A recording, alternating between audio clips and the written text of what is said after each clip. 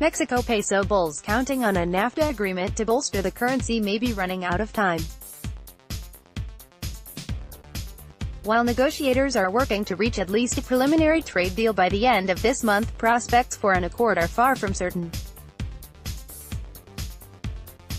At the same time, investors are growing increasingly concerned about a peso rout if the left-wing firebrand leading polls goes on to win July's presidential election.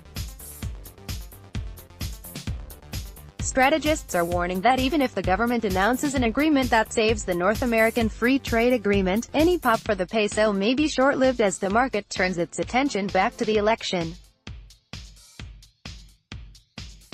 Frontrunner Andres Manuel López Obrador is 15 percentage points ahead of his closest rival just 6 weeks before the vote, alarming investors concerned he'll roll back efforts to open the oil industry and put roadblocks up to growth. Any recuperation we may see in the peso would be temporary, with a market more attentive to the elections, said Jesus Lopez, an analyst at Banco Base in Monterrey, Mexico, who forecasts the peso will weaken slightly from current levels by the end of the year. The peso has fallen 7.4% since the end of the first quarter, among the worst performances in emerging markets. Trading at about 19.8 per dollar now, it's headed for a fifth straight week of declines amid speculation that López Obrador's rivals won't be able to catch up to him before the July 1 election. Traders in the forwards market are betting the peso will weaken to about 20 per dollar in 1 month and 20.2 in 3 months. 1-month implied volatility jumped to 14.5% on Tuesday, the highest in 15 months, a sign that markets expect intense peso swings in the next few weeks. If negotiators can't reach at least a preliminary Nafta deal this month, any agreement may be a long ways off. The U.S. doesn't have much time to get a revised deal approved under the current Congress, with midterm elections on November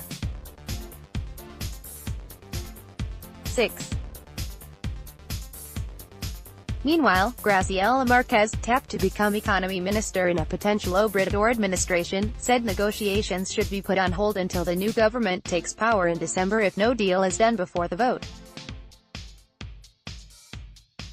U.S. House of Representatives Speaker Paul Ryan has set a May 17 deadline in order for Congress to vote on any Nafta agreement this year. So far, the three ministers leading Nafta talks aren't scheduled to meet together in person before the deadline, and Mexican Economy Minister Ildefonso Guajardo told Televisa that a deal before Thursday is unlikely. It's difficult to know what type of agreement they're going to come to that will be ratified, said Mario Castro, an analyst at Nomura Holdings Inc. based in New York.